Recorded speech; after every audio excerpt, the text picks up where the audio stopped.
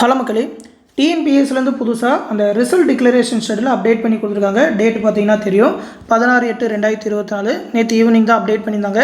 நேற்று கூட பார்த்தீங்கன்னா அந்த கம்பைன்ட் இன்ஜினியரிங் சர்வீஸ் எக்ஸாமினேஷனோட இன்டர்வியூ கேண்டிடேட்கான லிஸ்ட்டு விட்டுருந்தாங்க. அதாவது ரிசல்ட் அப்டேட் பண்ணியிருந்தாங்க. அதையுமே இந்த ஷெடியூல் அப்டேட் பண்ணி கொடுத்துருக்காங்க.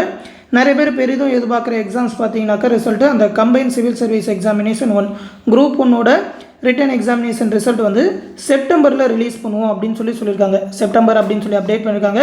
குரூப் 4 பற்றி ஆல்ரெடி தெரிஞ்சிருக்கும். நிறைய பேர் இன்னுமே கேட்குறாங்க. குரூப் 4ஓட ரிசல்ட் வந்து ஜான்வரி 2025 அப்படின்னு சொல்லி தான் சொல்லியிருக்காங்க. அதில் எந்த விதமான சேஞ்சஸுமே பண்ணலை.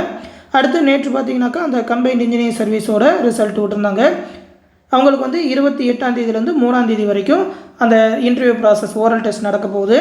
அடுத்து பார்த்திங்கன்னா அந்த combine civil service examination group 2 2022 conduct பண்ண எக்ஸாம்.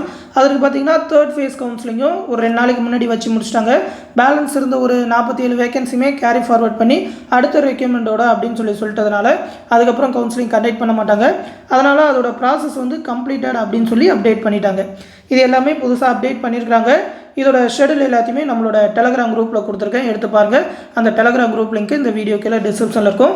மற்ற எக்ஸாமோட ரிசல்ட் அதில் என்ன கண்டிஷனில் இருக்குது, கோர்ட்டு கேஸ் பற்றி எல்லா டீட்டெயிலுமே இதில் அப்டேட் பண்ணியிருக்காங்க. எடுத்து பார்த்துக்கோங்க. தொடர்ந்து டிஎன்பிஎஸ்சி பற்றின அப்டேட்ஸ் தெரிஞ்சுக்க மறக்காமல் நம்ம சேனலையுமே சப்ஸ்கிரைப் பண்ணி வச்சுக்கோங்க. இந்த விஷயத்தை உங்கள் ஃப்ரெண்ட்ஸ் அண்ட் ஃபேமிலி மெம்பர்ஸ்க்கும் சொல்லிடுங்க. அடுத்து இன்னொரு முக்கியமான அப்டேட்டோட சந்திக்கிறேன். நன்றி.